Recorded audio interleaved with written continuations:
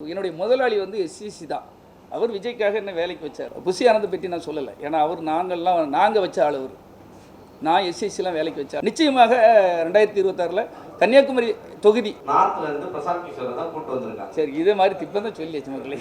விஜய் அவர்கள் நிச்சயமாக பெருசாக வர வேண்டும். அவங்க கட்சியில் சேரணும்னா பணம் கேட்குறாங்க. அன்பான பத்திரிகை சகோதரர்களே, நண்பர்களே, உங்கள் அனைவருக்கும் வணக்கம். நான் ஒரு பத்திரிகை துறையில் இருந்தவன், பிஆர்ஓ இருந்தவன்.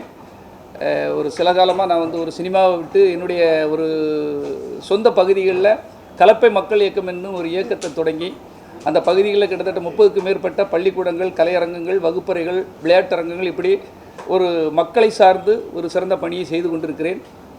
அந்த அடிப்படையில் எனக்கு வந்து உங்கள் அனைவருக்கும் தெரியும், நிறைய பேர் கேட்டாங்க. அப்போவுமே அதிகபட்சமாக அரசு பள்ளிகளுக்கு நான் வந்து கலையரங்கம் கட்டி கொடுத்ததால் மாண்புமிகு அமைச்சர் அன்பில் பொய்யாமொழி அவர்கள் எனக்கு வந்து சிறந்த கல்வி சேவையாளர் விருதை அவரும் சபாநாயகர் அவர்களும் திருநெல்வேலியில் நடந்த ஒரு நிகழ்ச்சியில் எனக்கு அந்த ஒரு விருதை தந்ததே மிகப்பெரிய பாக்கியமாக நான் நினச்சேன்.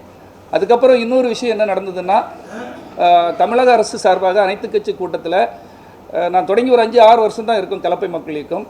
எனது இயக்கத்தையும் ஒரு கட்சியாக அங்கீகரித்து அவங்க வந்து அவங்களுடைய அனைத்து கட்சி கூட்டத்துக்கு என்னை அழைத்தார்கள். அழைத்து என்னுடைய கருத்துக்களை எல்லாம் கேட்டார்கள். தென்பகுதியில் உள்ள பிரச்சனைகளை பற்றிலாம் நான் சொன்னேன். இப்படி எனக்கு ஒரு நல்ல வாய்ப்புகள் கிடைச்சதை பற்றி என்னுடைய பத்திரிகை நண்பர்கள் ஒரு சிலர் கேட்கும்போது எனக்கு அன்னைக்கு மீது ஒரு அவசரமாக ஊருக்கு அங்கே ஒரு சில அடிக்கடி இந்த ஸ்கூல் விழாக்கள் அது இதுன்னு கலந்துக்கிறதுனால அந்த அப்பாயின்மெண்ட் இருந்தனால உடனே கிளம்பிட்டேன். இப்போ இந்த தடவையாவது எப்படியாவது பண்ணி பாபு சொன்ன உடனே நான் வந்து நம்ம பத்திரிகை நண்பர்களுக்கு என்னுடைய இயக்கம் எப்படி நான் என்ன செய்துக்கிட்டு இருக்கேங்கிறத பற்றி சொல்லணுங்கிறதுக்காக சொன்னேன். உங்களுக்கு எதாவது கேள்வி இருந்தால் கேளுங்க, அவ்வளோதான். சொல்லுங்க சார். அதாவது விஜய் வந்து இன்னைக்கு அரசியலுக்கு போயிருக்காரு, பெரிய அளவில் நிற்கிறாரு, அரசியலில் வர எலெக்ஷன் நிற்கிறதா அறிவிச்சிருக்காரு. நீங்கள் வந்து அவரை சின்ன குழந்தையிலேருந்து வளர்த்தவர், அவர் ஹீரோவாக ஆகுறதுக்கு அன்னைக்கு பாடுபட்டவர். இப்போ ஏன் அவர் கூட அவர் சக்ஸஸ் ஆகிற வரைக்கும் அவர் கூட இருந்துட்டு இப்போ அவர் அரசியலுக்கு போன பிறகு அவர் கூட ஏன் இல்லை? இது நீங்கள் எப்படி கேட்பீங்கன்னு எனக்கு தெரியும் மீரன் சார்.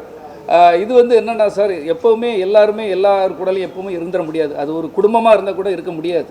ஏதோ ஒரு கால சூழல் அங்கங்கே அவங்கவுங்க வேலைப்பழுவோ இல்லை வேலையோ ஏதோ ஒரு காரணங்களால் பிரிஞ்சு போகிறது வழக்கம்தான்.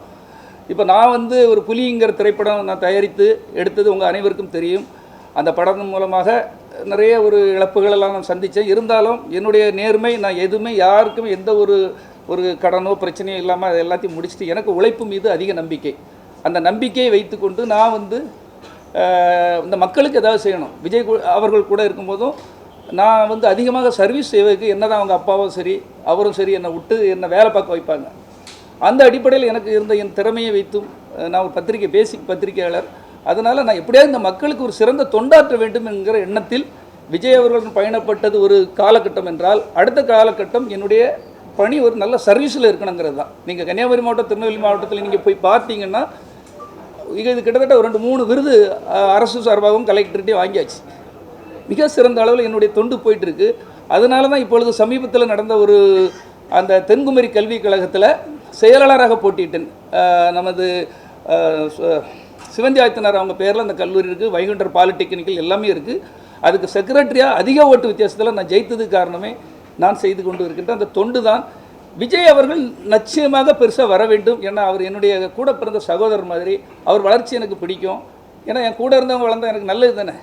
அவர்கிட்ட வேலை பார்த்தவர் வளர வளர வளர நான் அதை பார்த்து ரசிச்சுக்கிட்டு இருக்கிறேன். கூப்பிட்டா கூப்பிடணும் இல்லையா? நான் அதை பற்றி எப்படி சொல்கிறது? ஏன்னா நான் ஆமாம்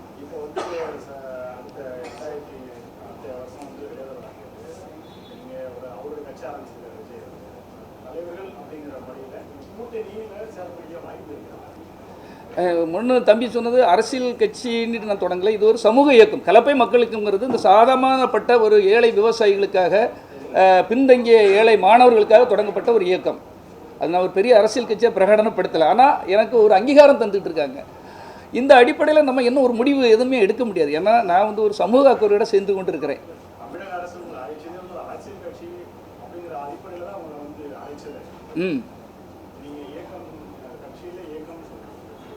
இல்லை, இயக்கம் தான் ஒரு, அதாவது அந்தந்த ஏரியாவில் யார் ஒரு நல்ல சர்வீஸ் பண்ண அவங்ககிட்ட கருத்து கேட்க தானே கூப்பிட்டுருக்காங்க.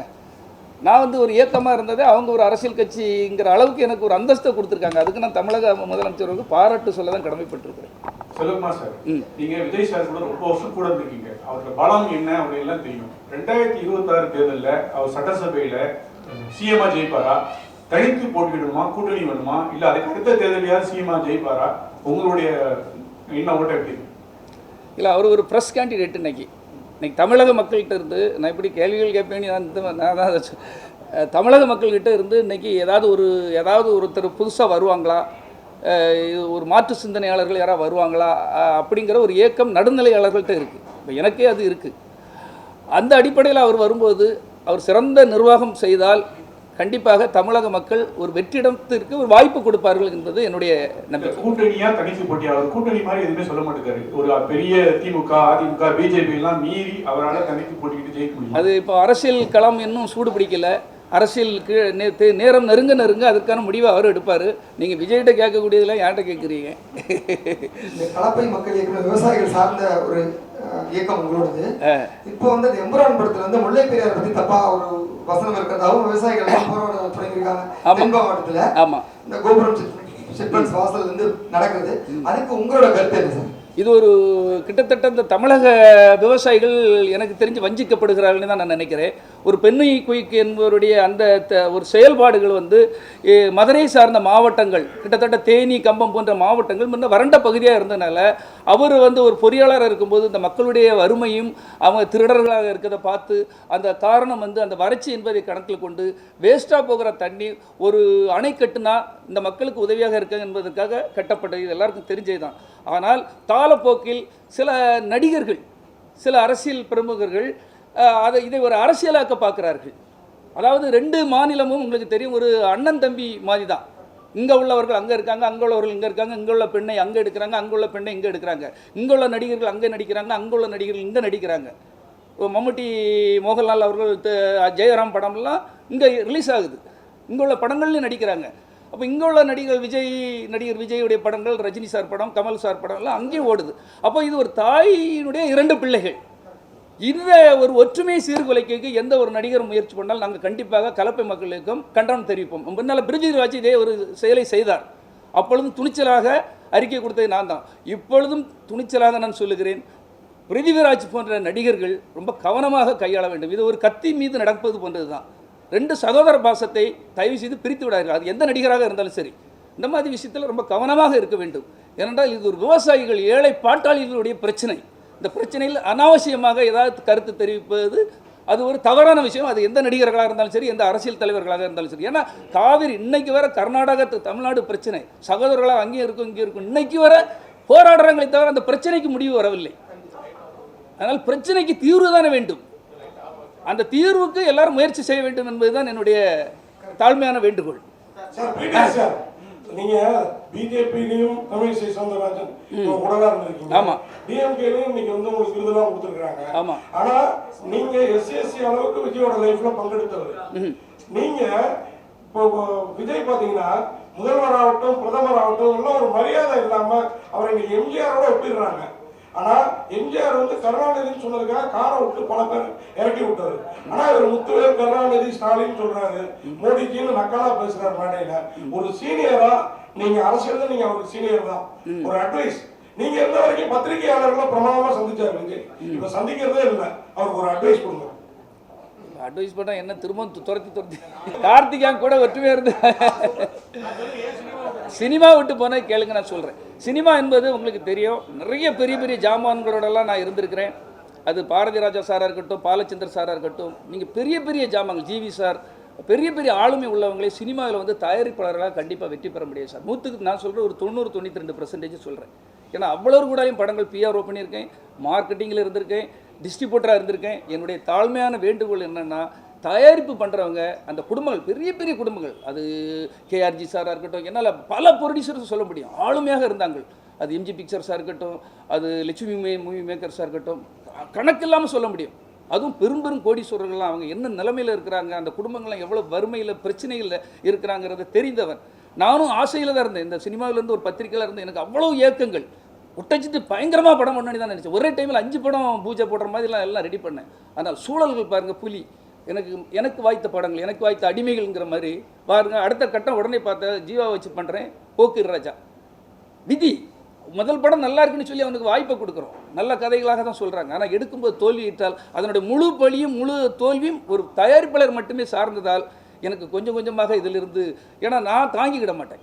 நான் உங்களை மாதிரி ஒரு பத்திரிக்கையாளர் உண்மையாக உழைச்சி உண்மையாக எல்லாருக்கும் செட்டில்மெண்ட் பண்ணணும்னு நினைக்கிறவன். அப்படியே கொஞ்சம் கொஞ்சமாக நம்ம வேறு ரூட்டுக்கு போய், எனக்கு எல்லா துறையிலையும் தெரியும், ரியல் எஸ்டேட் தெரியும், கன்ஸ்ட்ரக்ஷன் தெரியும், கன்சல்டேஷன் தெரியும், ஆன்மீகம் சம்பந்தமான ஜோதிடம் தெரியும். எதில் வேணாலும் என்னால் சம்பாதிக்க முடியுங்கிறக்காக இந்த துறையிலேருந்து பப்ளிக்கு ஏதாவது செய்யணுங்கிறக்காக அப்படி கொஞ்சம் ஒதுங்கினேன் சார். அதான் உண்மை. இப்போ பொதுக்குழுவில் கலந்துக்கிட்ட எஸ்ஏசியே நேற்று பேட்டியில் ஆனந்த கிழிச்சிட்டு ஆனந்தோட எதிரி, விஜயோட எதிரியே ஆனந்த் தான் சொல்கிறாரு. அப்படிப்பட்ட சூழ்நிலையில் நீங்கள் அப்பா பக்கமா மகன் பக்கமா? பார்த்தீங்களா அண்ணன் கேள்வி கேட்குறது இப்படி ஒரு, அதான் இதை பார்த்தீங்களா, நான் ரெண்டு பேரும் எனக்கு ஒன்று தான் சார். எனக்கு இல்லை, நான் இப்போ உண்மையை சொல்லிடுறேன், உண்மையை பேசிடுறேன். எனக்கு வந்து என்னை வேலைக்கு வைத்தவர் என்னை வந்து எஸ்.ஏ. சந்திரசேகர். நான் உண்மை பேசுகிறேன். என்ன வேலைக்கு வைத்தவர் என்னுடைய குருநாதர். எனக்கு என்னுடைய முதலாளி வந்து எஸ்சிசி தான். அவர் விஜய்க்காக என்னை வேலைக்கு வச்சார். நான் எப்போவுமே விஜய் பெரிய ஸ்டார் ஆனால் கூட எல்லாமே நான் கீழ்ப்படிதல் வந்து எஸ்.ஏ. சந்திரசேகருக்கு தான். ஆனால் விஜய் அவர்களை நான் மதிப்பேன். ஏன்னா அவர் நான் கூட இருந்து பணியாற்றியவர் இந்த உயரத்துக்கு வந்திருக்கிறார். ஆனால் எஸ்.ஏ. சந்திரசேகருக்கு நான் எப்போவுமே கடமைப்பட்டிருக்கிறேன். ஏன்னா என்ன வேலைக்கு வைத்தவர், வேலைக்கு வைத்த அந்த முதலாளிக்கு தான் நான் விசுவாசமாக இருக்க முடியும் என்பதற்காக அவரை நான் ரொம்ப மரியாதை கொடுத்து இன்னைக்கு வர அவருக்குடைய எப்பவும் நான் மரியாதை கொடுத்து அதை பண்ணிக்கிட்டு இருக்கிறேன். வேற என்ன சார்? இன்னொரு கேள்வி, இதுதான் முக்கியமான கேள்வி. நீங்க வந்து கலப்பு இயக்கத்தோட அந்த கட்சியோட நிர்வாகி. வரப்போது 2026 சட்டமன்ற தேர்தல். அந்த தேர்தலில் நீங்க போட்டி போடுறதுக்கு அங்கே உள்ளவங்க ஆதரவு தெரிவிக்கிறாங்க. அது சம்பந்தமாக போஸ்டர்லாம் அடிச்சு விட்றாங்க. எனக்கு தெரியும். நீங்க எந்த கூட்டணியில் டிராவல் பண்ணுவீங்க? அன்னை கேட்ட கேள்வி கண்டிப்பான நியாயமான கேள்வி, உண்மையான கேள்வி. எனக்கும் அதே மாதிரி சினிமாவில் பெரிய ஆளாக வரணுன்ன மாதிரி அரசியலுக்குள்ளே நான் அந்த பொது விஷயங்களை நான் தலையிட்டு நிறைய சவால்களை அங்கே சந்திச்சுட்டு இருக்கேன். எல்லாரு கூட அனுசரணையாக போயிட்டு இருக்கேன். நான் எப்போவுமே ரொம்ப நெகட்டிவாக எங்கேயும் போக மாட்டேன். அந்த வகையில் எனக்கு அந்த மக்கள் மீது எனக்கு அன்பு இருக்குது. அவங்க அதை விட என் மேலே அன்பாக இருக்காங்க. நிச்சயமாக கன்னியாகுமரி தொகுதியில் நான் போட்டியிடணுங்கிறது என்னுடைய ஆவல். அது உண்மைதான், அதை நான் மறைக்கிறதுக்கு ஒன்றும் இல்லை. எனக்கு வாய்ப்புகள் யார் மூலமாக எப்படி வருதுன்னு தெரியல. ஆனால் நிச்சயமாக கன்னியாகுமரி தொகுதியில் களம் காண்பதற்கான என்னுடைய முயற்சிகள் இருக்கும். கண்டிப்பாக நான் பொய் சொல்கிறதுக்கெல்லாம் விரும்பலை. அந்த மக்களுக்கு இன்னும் ஒரு அதிகாரம் இருந்தால் நிறைய சர்வீஸ் பண்ணலாம் இல்லையா, நியாயமான சர்வீஸுக்கு அதிகமாக பண்ணலான்னு அந்த மக்களே அன்று சொல்கிறாங்க. நிச்சயமாக 2026 கன்னியாகுமரி தொகுதி அது யார் எனக்கு வாய்ப்பு தந்தாலும் சரி தரலாட்டும் சரி கண்டிப்பாக நான் அந்த தேர்தல் களம் காண்பேன். சார், இப்போ நீங்கள் வந்து விஜய் ரசிகர் கூட நீங்க டிராவல் பண்ணிருக்கீங்க, விஜய் மக்கள் இயக்கம் கூட டிராவல் பண்ணிருக்கீங்க. இப்போ நீங்க மக்கள் இயக்கம் ஸ்டார்ட் பண்ணிட்டீங்க. சோ கலப்பை இப்போ வந்து திமுக உங்களுக்கு ஃபுல் சப்போர்ட் பண்றாங்க. எது பண்ணாலும் அவார்டு கொடுக்குறாங்க, ரிவார்டு கொடுக்குறாங்க. சோ விஜயோட பல்ஸ் தெரிஞ்சாலும் நீங்க சரிங்களா?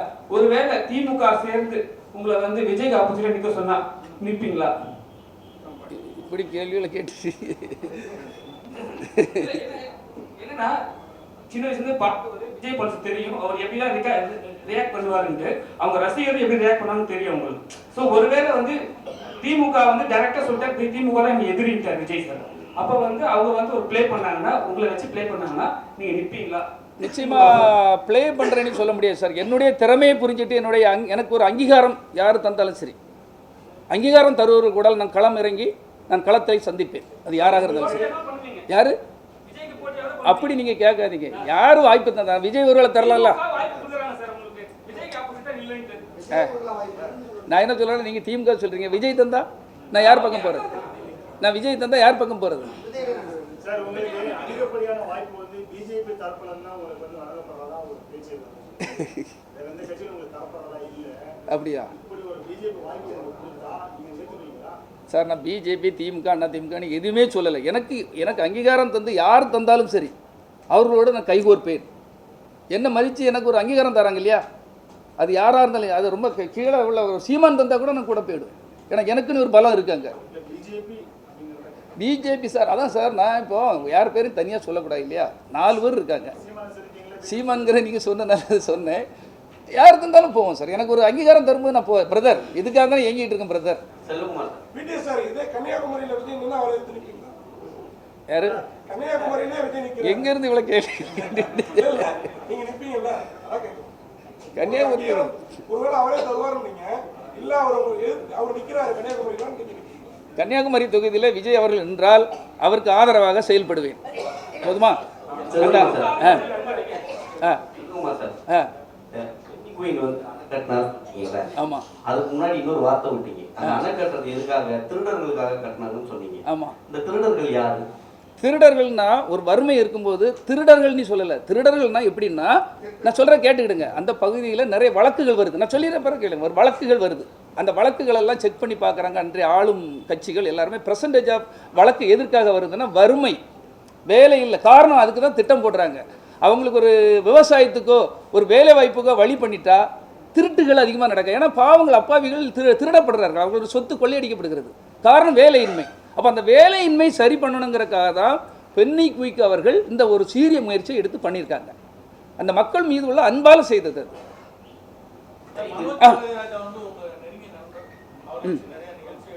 ஆமாம். மனோஜ் வந்து பாரதி ராஜா அவர்கள் வந்து உங்களுக்கே தெரியும், இதே இடத்துல ஒரு பெரிய ஃபங்க்ஷன் பண்ணேன். பாரதி ராஜா அவர்கள் எல்லாமே கூட நான் ஒர்க்கும் பண்ணியிருக்கேன். ஒரு மிகப்பெரிய இந்தியாவின் ஒரு எம்ஏஎம் இயக்குனரில் அவருடைய பையன் வந்து மனோஜ் அவர்கள், அவர் தொழிலில் கொஞ்சம் அவர் ஒரு பெரிய இடத்துக்கு வர முடியாத நேரத்தில் என்ன அடிக்கடி அந்த அவர் ஒரு பாரதி ராஜா இன்ஸ்டியூட் இருக்கு இல்லையா, அங்கே கூப்பிடுவாங்க. அப்போ அந்த அவர்கிட்ட நிறைய ஏக்கங்கள் இருந்தது. எப்படியாவது சினிமாவில் சாதிக்கணுங்கிற அவருடைய வெறியை நிறைய டைம் சொல்லியிருக்காரு. ஆனால் எவ்வளவு பெரிய வசதி படைத்தவர்களாக இருந்தாலும் சரி, எவ்வளவு பெரிய ஆளுமை உள்ளவர்களாக இருந்தாலும் சரி, அவர்களுடைய உடம்பை கண்டிப்பாக பார்க்க வேண்டும். நிறைய பேர் படின்னு சொல்கிறாங்க. வேலைக்கு பாப்பான்னு சொல்லுங்க. உடம்பை கவனி. உடம்பு தான் சுவர் இருந்தால்தான் சித்திரம். ஒவ்வொரு குழந்தைகளுக்கும் ஒவ்வொரு வீட்டுக்கும் நீங்கள் அவங்களுடைய பிள்ளைகளோ சகோதரர்களோ நண்பர்களோ நீங்கள் சொல்லிக் கொடுக்க வேண்டியது அவங்க உடம்பை நிச்சயமாக நன்றாக பார்க்க வேண்டும். தினசரி ஒரு 2 மணி நேரமாக நைட்டு தூக்கத்தில் முடிச்சோம்னா அந்த பையனுடைய ஞாபகம் தான் எனக்கு வந்துட்டு இருக்கு. ஏன்னா எனக்கும் அவனே மாதிரி ஒரு பையன் இருக்கான். இப்போ என் பையன்கிட்ட ஃபுல்லாக அதை தான் சொல்லியிருக்கேன். உடம்பை பாருடனா உடம்பை நிறைய கவனிக்க மாட்டேங்கிறாங்க. அவங்களுக்கு இந்த டிவி, ஃபேஸ்புக்கு, அந்த சோசியல் மீடியாவில் அதிகமாக அக்கறை செலுத்த அவங்களுக்கு ஒரு பயமும், அவங்களுக்கு நமக்கு வேலை வாய்ப்பு இல்லாமல் போயிடுமோ, நம்ம இந்த சமுதாயத்தில் பெருசாக வர முடியாத என்கிற பயம் வந்ததும் அவர்கள் தடுமாறி வேறு எதையாவது செய்ய ஆரம்பிச்சுறாங்க. தயவு செய்து அவர்களை தவற விட்டு விடாதீர்கள். எந்த பெற்றோர்களாக இருந்தாலும் நீங்கள் எவ்வளோ பெரிய ஆளாக இருந்தாலும் சரி, உங்களுக்கு ஹீரோ உங்கள் பையன்தான். உங்கள் பையனுடைய வாழ்க்கையில் அவருடைய உடம்பை கவனிக்க சொல்லுங்கள். கண்ணுங்கருத்தமாக பாருங்கள். ஏன்னா அவங்க தவறி போய் ஒரு வழி தவறி ஆடு எங்கேயாவது தப்பி போயிடும். அதனுடைய வாழ்க்கை எங்கேயோ போயிடும். அதனால் குழந்தைகளுடைய வாழ்வு ரொம்ப முக்கியம் என்பது எனக்கு மனோஜுடைய வாழ்க்கையில் இருந்து நான் கற்றுக்கொண்டது. எல்லாருக்கும் நான் போகிற இடமெல்லாம் அந்த மோட்டிவேஷன் ஸ்பீச்சில் இப்போ காலேஜிலலாம் இதான் பேசிகிட்டு இருக்கேன். சார், தமிழக வெற்றி கழகத்தோட செயல்பாடு நீங்கள் கண்டிப்பாக கவனிப்பீங்க. என்ன அறிக்கை, என்ன கொள்கை, இந்த புஷியானது ஆதரவுனா விஜய் சாரை சரியான வழி நடத்துறாங்களா? இந்த கூட்டணி சேர்ந்து அடுத்த தேர்தலில் ஜெயிக்க முடியுமா? இவங்க 2 பேருடைய செயல்பாடு எப்படி பார்க்குறீங்க? மீனாட்சி, நான் திரும்ப அவங்கள பற்றி பேசுகிறேன். நான் வேற ஒரு விஷயத்துக்காக வந்தது சார். இப்போ நான் என்ன சொல்கிறேன்னா ஒரு விஷயந்தான் திரும்ப என் வாயிலிருந்து, அதாவது இங்கே நிறைய திறமையாளர்கள் இருக்காங்க. நான் சொல்கிறது இப்போ ஒரு புஷி ஆனந்தை பற்றி நான் சொல்லலை. ஏன்னா நாங்கள் வச்ச ஆள். அவர் நான் எஸ்எஸ்சிலாம் வேலைக்கு வச்ச ஆள். நான் அவரை பற்றி எதாவது சொன்னால் அது இனி பொறாமையில் சொல்கிறாங்கிற மாதிரி வந்துடும். ஆனால் ஒரு பிரசாந்த் கிஷோரை கொண்டு வைக்கும்போது அவருடைய ஒரு மாநிலத்திலே அவரால் ஜெயிக்க முடியவில்லை. டெபாசிட் இழந்திருக்கிறார். அவர் அவ்வளோ பெரிய வியூகம் வாக்குவார். அங்கே ஜெயிக்க வேண்டியதானே, ஒரு தொகுதியிலே ஜெயிக்க வேண்டியதானே. இங்கே 1000 திறமையாளர்கள் இருக்காங்கன்னா இது நீங்கள் கேட்குறதுனால இப்போ விஜய்க்கு எதிராக பேசுனாருன்னு நீங்கள் போட்டுறாதீங்க. நான் இங்கே நல்ல திறமையாளர்கள் இருக்காங்க.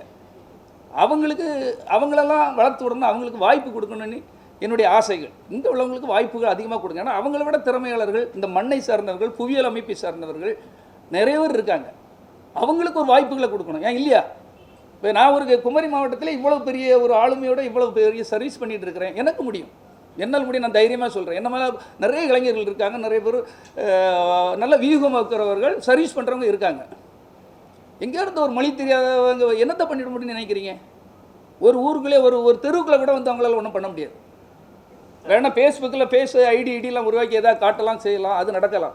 ஆனால் ஒர்க்குங்கிறது எம்ஜிஆர் மாதிரி களப்பணி, இறங்கி வேட்டையை தூக்கி கட்டிட்டு வேலை பார்ப்பார். அதே மாதிரி காமராஜர் அவர்கள், பெருந்தலைவர் அவர்கள் அம்மா அவர்கள் நிறைய பேர் நான் சொல்ல முடியும், சிஎம்மாக இருந்தவங்கெல்லாம் அந்த களப்பணியில் இறங்கி வேலை பார்க்கணும். அப்படிப்பட்டவர்கள் தேவை. வீகமாக்கு என்னைக்கு வீகம்? காமராஜ் வீகம் வைத்தாரா, இல்லை கலைஞர் வீகம் வைத்தாரா, அதாவது புரட்சித் தலைவர் எம்ஜிஆர் அவர்கள் வீகம் வைத்தாங்களா? யாருமே கிடையாது. இது புதுசாக ஒரு இப்படி ஒரு கிளாமர் இப்போ உருவாகி இருக்குது. நல்ல திறமையாளர்களை ஊக்குவிக்க வேண்டும். ஒரு சின்ன திட்டம் நான் வச்சுருந்தேன், ஒரு திட்டம் கொடுத்தேன், குப்பையில் தூக்கி போட்டார்.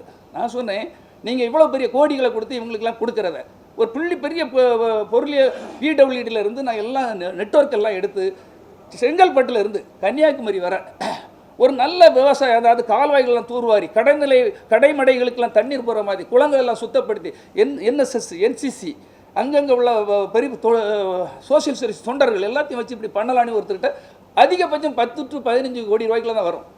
திட்டங்களை கொடுத்தா இதை யார் எடுக்கிறது? நல்ல திட்டங்களை நம்ம சொல்கிறோம், விவசாயிகள்கிட்ட நல்ல பேர் கிடைக்கும். ஆனால் நம்மளை மாதிரி உள்ளவன் இவன் யார் பிஆர்ஓ அது இதுன்னு சொல்லி நம்மளை மட்டம் தட்டி கேவலப்படுத்திடுவாங்க. இருக்கட்டும் சார், அந்த சூழல் வந்து அவருக்கு அந்த டைமில் இருந்த கூட்டணியுடைய அந்த சூழல் அன்னைக்கு வந்து ஏடிஎம்கே வந்து 2-3 பிரிஞ்சிருக்காங்க. கட்சியுடைய என்ன பலம்? அது அசுர பலம். டிஎம்கே, காங்கிரஸ், விடுதலை சிறுத்தைகள், கம்யூனிஸ்டுகள் மிகப்பெரிய ஒரு வெற்றி அடங்குமா அவங்க வரும்போது அவரால் நடந்ததுன்னு சொல்லுங்க. நீங்களே அப்படி சொல்லாமா பத்திரிகையாளர்கள்? அவராலே அது வெற்றி பெற்றது இல்லை. அது அவசியம் இல்லை, அதுதான் அவசியம் இல்லைன்னு நான் சொல்கிறேன். நம்மளில் உள்ள இளைஞர்களை பயன்படுத்துங்க இந்த மாதிரி விஷயங்களுக்கு. எங்கேயோ ஒரு ஆளை கொண்டு அப்படி பயன்படுத்தாதீங்க. நம்ம நாட்டில் இளைஞர்கள் இருக்காங்க, படித்தவர்கள் இருக்காங்க, பண்பாளர்கள் இருக்காங்க, நல்ல சோசியல் சர்வீஸ், நல்ல இந்த புவியியல் அமைப்பை பற்றி தெரிந்தவர்கள் இருக்கிறார்கள். அவர்களை பயன்படுத்துங்கள் தான் எல்லா கட்சிக்குமே நான் சொல்கிறேன். சார், இன்னைக்கு நீங்கள் சொன்னீங்க அவார்டு மேலே அவார்டு வந்து இந்த ஆட்சி கொடுத்துட்ருக்குன்னு சொல்கிறீங்க. எனக்கு நான் சொல்லலப்பா, நீங்கள் தான் சொன்னீங்க. நீங்கள் உங்களுக்கு கொடுத்தாங்கன்னு சொன்னீங்களா? ஆமாம் சொன்னேன். பையன் உங்களுக்கு கொடுத்தாரு. ஆமாம் ஆமாம் இல்லை, தம்பி கேட்டக்காக பதில் சொன்னேன். சொல்லுங்கள். இல்லை, இன்னைக்கு நீங்கள் மோட்டிவேஷன் ஸ்பீச்லாம் போகிற காலேஜ்லாம் பேசுவேன்னு சொன்னீங்க. ஆமாம், இன்னைக்கு போதை கலாச்சாரம் அதிகமாக இருக்குது. இன்னைக்கு பார்த்துருப்பீங்க காலையில் ஈரோட்டில் பார்த்தீங்கன்னா லாரி டிரைவர் வெட்டி வழிப்பறி, வண்டியை நிறுத்து போதையில் இருக்கிற இளைஞர்கள் அட்டகாசம் அப்படின்னு சொல்லி எல்லா இடத்துலையும் வருது. ஸோ இந்த ஆட்சி எப்படி பார்க்குறீங்க? இது வந்து நீங்கள் சொல்கிறது எல்லா இடமும் நடக்கிறது உண்மைதான். பள்ளி கல்லூரிகளிலும் நடக்க, அதையும் நான் பேச தான் செய்கிறேன் பிரதர். ஆனால் இது வந்து ஒரு அரசு மட்டுமே நினச்சி தடுத்து நிப்பாட்டிட முடியாது. இது ஒரு தனி மனித ஒழுக்கம்ங்கிறது பல இடங்கள்ல இருந்தும் நம்ம அதை போதிக்க வேண்டிய இடத்துல இருக்கோம். ஒரு அரசுக்கு எல்லா இடத்துலையும் போய் வீடு வீடாக போய் நிற்க முடியாது. நீங்கள் சொல்கிறது நடக்க தான் செய்யுது. அதை தடுத்து காவல்துறை, அதான் சொல்கிறேன் உங்களே, காவல்துறை நான் சொல்கிறேன் கேளுங்க, நான் சொல்கிறேன். காவல்துறை இருக்குது, அதிகாரிகள் இருக்காங்க, அரசு இருக்குது, எல்லாமே இருக்காங்க. அவங்க முடிஞ்ச அளவுக்கு தான் போராட முடியதில்லை. நீங்கள் ஒளிச்சிருந்து ஒரு தோட்டத்துக்குள்ளே இருந்தோ ஒரு எங்கேயோ போய் எங்கேயோ கண் தெரியாத இடத்துல எங்கேயோ ஒரு இடத்துல போய் இருந்து பண்ணுறதை வந்து எல்லாராலையும் தடுக்க. ஆனால் முடிந்த அளவுக்கு அவர்கள் போராடுகிறார்கள். இன்னும் அவர்கள் அதிகமாக போராட வேண்டும் என்பது தான் எங்களுடைய கோரிக்கை. அதிகமாக அதை தடுத்து நிற்பாட்டுவதற்கு பல புதிய யுக்திகளை கொண்டு வர வேண்டும் என்று நானும் சொல்லிக்கிட்டு இருக்கேன். பல இடங்களில் நான் அதை பேசவும் செய்துட்டு இருக்கேன். நீங்கள் சொன்ன மாதிரி விஜய்க்கு தமிழ்நாடு அரசியல் பற்றி தெரியுமா தெரியாதா? ஏன்னா நார்த்ல இருந்து பிரசாந்த் கிஷோரை தான் கூட்டு வந்திருக்காங்க. சரி, இதே மாதிரி திப்பம் தான் சொல்லி வச்சு மக்களே. ஓகேண்ணா, பஸ்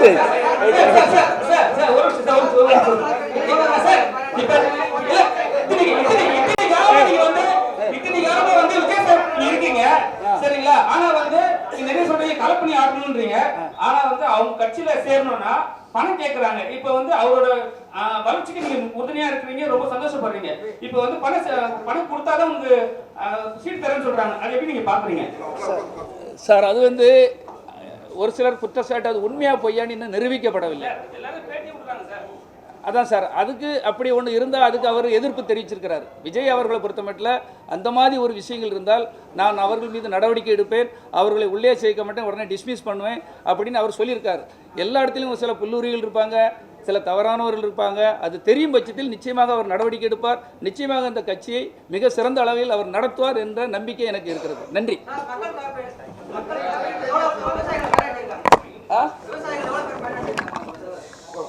சரி, ஓகே ஓகே, சரி சரி, ஓகே. நான் வந்து ஆரம்பத்தில் வந்து விவசாயிகளுக்காக ரொம்ப போராடிட்டு இருந்தேன் தம்பி. அப்புறம் அரசு பள்ளிகளுக்கெல்லாம் போகும்போது நிறைய இடங்களில் அவங்களுக்கு வகுப்பறைகள் இல்லை, போதிய பயிற்சிக்கு வந்து விளையாட்டரங்கங்கள் இல்லை. அப்புறம் வந்து அவங்களுக்கு ஒரு கலையரங்கங்கள் இல்லைன்னா நான் என்னுடைய கவனங்கள் அதிகமாக அதில் செலுத்தினேன். ஆனால் விவசாயிகளுக்காக பல பிரச்சனைகளை முன்னின்று நடத்தியிருக்கேன். நிறைய விவசாயிகளுக்கு கால்நடைகள் வாங்கி கொடுத்துருக்கேன். அவங்களுடைய விவசாய நேரத்தில் அவங்களுக்கு வந்து ஏதாவது பயிர் பாதுகாப்புகளுக்கு ஏதாவது நஷ்டீடு வேணால் அதுக்காக போராடி மாவட்ட நிர்வாகத்திட்ட போராடி நிறைய வாங்கி கொடுத்துருக்கேன். அங்குள்ளவருடைய விவசாயிகளுடைய தோழனாக தான் கலப்பை மக்கள் இயக்கம் இயங்கி கொண்டிருக்கிறது. இன்னும்